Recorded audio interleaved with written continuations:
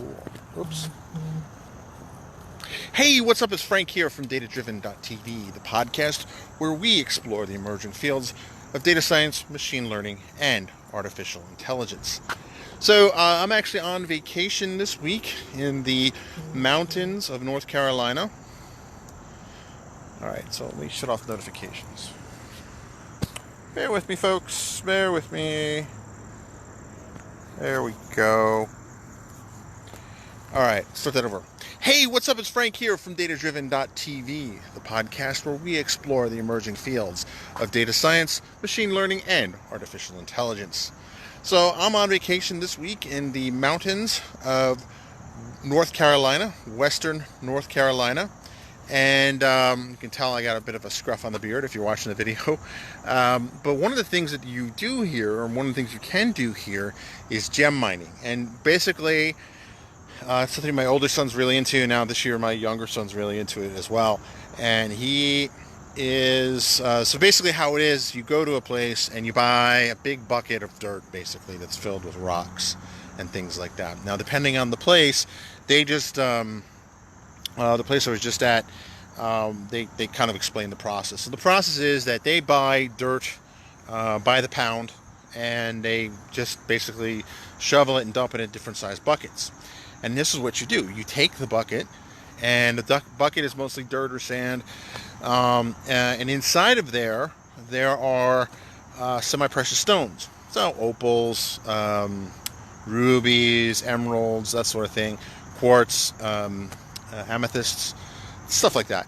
And so what you do is you go through, and there's kind of these water flumes that you shovel the buckets into, the dirt in there, and then you kind of shake it through, and you go through, and if you find something that's particularly good, so you would first stay with new mouth. So what you do is you take these gems, and they're in their raw form. They're basically rocks. And you take them, and hold on, I'm going to start this over because I totally botched the analogy here. So what you do is you shovel the sand or dirt into these sifting things, and you wash them through like these flumes they have going, and what comes out is most of the dirt washes away, and what comes out, you get these big rocks that are kind of gemstones, but that's not it. So if you want to have, so you can kind of take them out, and they're pretty looking rocks on their own. But if you really want to get kind of jewelry quality gems, you have to give it to I guess they're gemologists, and they look at them. They take a close look with the flashlights and stuff, and then what they'll do is they'll polish and grind them down into jewelry. Now, as we're doing this, I can't help but see the analogies here to data science and to a certain extent AI. You start off with massive amounts of data, then you basically sift through the dirt, if you will. You sift out the dirt, and then you find these nuggets, right? Interesting data points. And then if you really want to go further into it, you come up with an algorithm that is, well, predictive or prescriptive, whatever your goal is. And then, so there's two kind of processes here, right? There's the dirt, getting the dirt away, finding the nuggets, and then taking those nuggets and polishing them to the point where they're jewelry grade. And I think that there's the analogy is perfect there. In some ways, it's even better than data is the new oil, right? Because working through that data is dirty, and there's a stuff that some of the stuff they get is from Morocco, and especially geodes. And if you don't know what geodes are basically rocks with kind of shiny jewels and gems inside them. And you've seen them probably. I'll put a picture in the show notes. These things are just covered in this slimy mud. It's dirty work. Data mining or gem mining is dirty work. So is data mining. And, the work of polishing it into a nice, finely crafted algorithm or gem, if you will, requires skill, patience, skill. And it just, for me, even though I'm on vacation, I'm always thinking data. Look at my shirt. I have my Data is Beautiful t-shirt. It just fascinates me that the process is the same in a very real sense. So with that, you have a good day. So for the live viewer here, you're going to get a treat. I'm actually going to record two data points. I'm going to re-record what I did in front of Safeway when I was back home, because some things have changed since I did that. I'm also walking my dog. We took our dog on vacation. All right, start again. Hey, what's up? It's Frank here from DataDriven.tv, the podcast where we explore the emerging fields of data science, machine learning, and artificial intelligence. So I'm still here on vacation here in North Carolina. Going to be back after Labor Day. But the short of it is that I wanted to point out a couple of things. One, if you subscribe to our Facebook feed, you've probably already heard this speech, but I didn't put it on the podcast. So if you're listening on the podcast, it's new to you. And if you're not a fan of our Facebook page, then I highly recommend you do, because you get all the bloopers and fun stuff and some of the stuff we don't always post to the feed. All right, so one of the things that I really had seen on LinkedIn, some chatter on LinkedIn, is the idea of a 4-day work week. And it's possible within gains in productivity, as well as the need to kind of balance out the economy, given that a number of jobs are going to be automated, to kind of scale back in order that the economy will still function. I don't know if that's a good idea, right? Because there's a number of problems with that. But what I do think is a good idea, and what's an intriguing idea, is the idea that employers will encourage employees to spend 1 day a week training, right? Because no matter what field you're in, things are moving so fast, particularly IT, that it does behoove employers to encourage massive amounts of training. Devoting a lot of resources into employee development, right? So I know that I have a number of things that are now part of my role at Microsoft to achieve certifications and things like that. Now, fortunately, I've already met most of my requirements for this fiscal year. Not too shabby for being just a little under 2 months into it. But I don't say that to brag. I say that because if you've been following my journey from kind of, Windows developer to data scientist, I've been very aggressive in pursuing certifications. I last checked, I'm at 46 certifications, and that's all inside of, in November it'll be 36 months, so 3 years. So 47 certifications in what? We're 3 months shy, so 47 certifications in 33 months. And if you want to do the math on that, you're welcome to. But it definitely equates to more than one certification a month. I've been very aggressive on that. But one of the things that's come out is the idea of devoting 1 day a full week out of a full work week. Now, that may seem impractical, but if you think about it, Google has done that for a number of years, and Google has been a successful company. They basically let employees spend 1 day a week on pet projects. Now, that's yielded in things like, I know Gmail came out of that. Gmail's been a very, if not directly lucrative product for them. It certainly has given them just massive amounts of raw data that they can mine for predictive text that works for Android. And all sorts of things have come out of that, good, bad, and indifferent. And that came out of a pet project that they let their employees do 1 day a week. So I think, allowing your employees to spend 1 full day a week or some fraction dedicated training time, that may be the future. Because developing your people is always a good investment, I think. I mean, certainly my point of view is, investing in myself is always a good investment, whether that's, going to humblebundle.com and checking out some of the some of the book deals that they have, and which you should. There's a data programming one now and a Python one now. So for $15, $20, am I going to read them all? I like to say I will. I know I won't. I'll hit 80% of them, right? But that's still more than I would have had. And no matter what you believe in terms of what happens to you when you die, right? As long as you're alive, you have to live with yourself, right? So developing yourself and making yourself a better person is probably the smartest investment you can do, right? I mean, just being selfish in terms of how you interact with yourself and the life you can create through yourself and those you love. That sells it right there in my mind. The fact that you make a better world for your loved ones and your fellow humans and even your dogs. I mean, that's a win too, right? So it makes a lot of sense to invest in yourself. So with that, and this is kind of the part I wanted to add because there's been a change recently. As you know, a lot of my certifications, I think about 33 of them, if I'm doing the math right in my head, are from the Microsoft Professional Program, which started basically almost 3 years ago. 3 years ago in October, November, and they have decided to end that program. Microsoft has, in favor of some of the products that they now have on, I think it's learn.microsoft.com.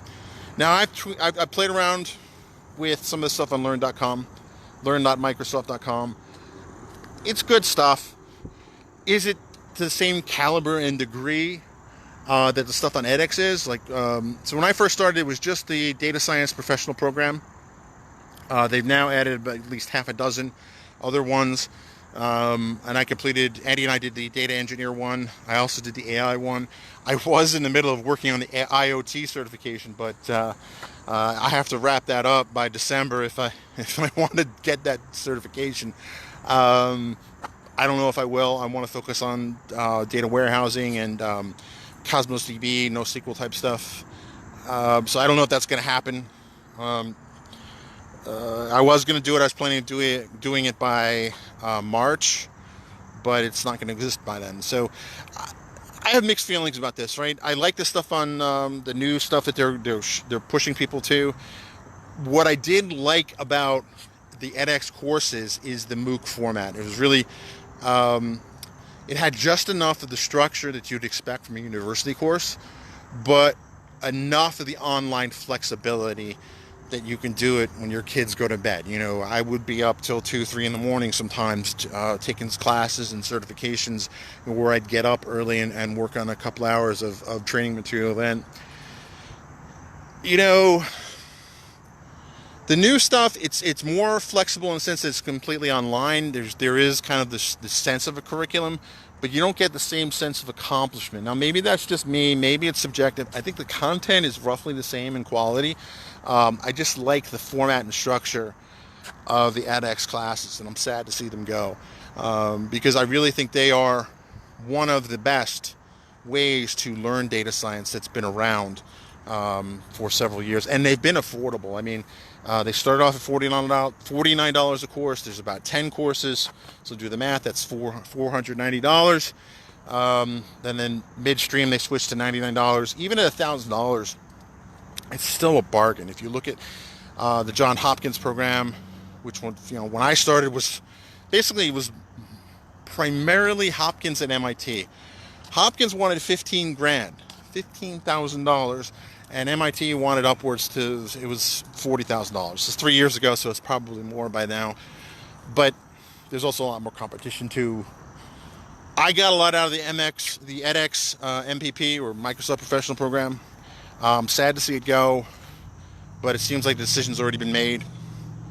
The new stuff is, I think the content quality is fine, but when it comes to education, self-education, particularly self-directed education, I should say, the format of it, I think, really matters, because you don't have a class that you have to go to, right?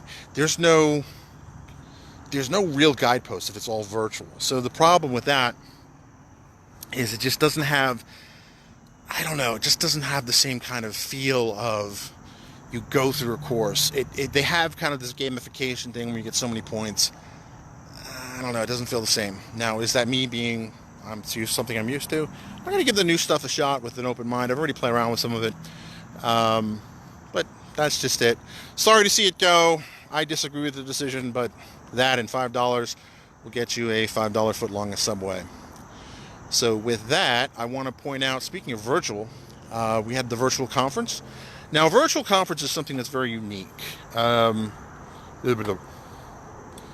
we had the Data Science Virtual Summit, and because it's virtual, I mean, it was pre-recorded, kind of the week before, or a couple of days before. In one case, the opening session was scheduled to start at 9:15.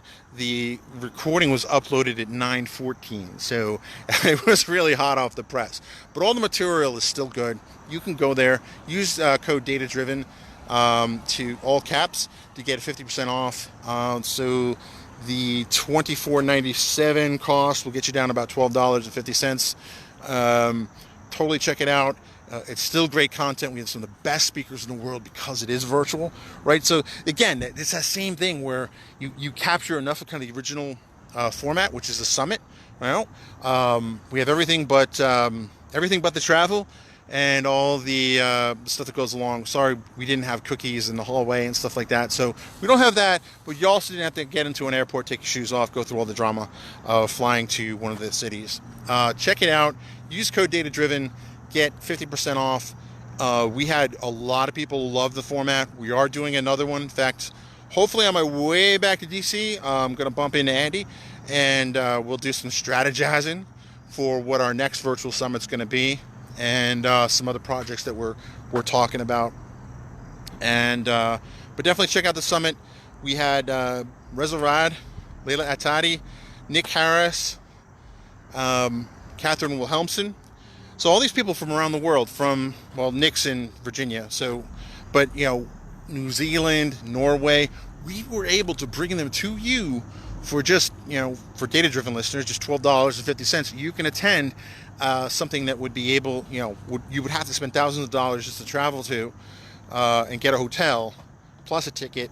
We were able to deliver that to you for a lot less. And I'm very passionate about this format because it's been a success. In fact, I was telling, I'm on a lot of podcasting groups and stuff, private groups on Facebook and all that, yada, yada, yada.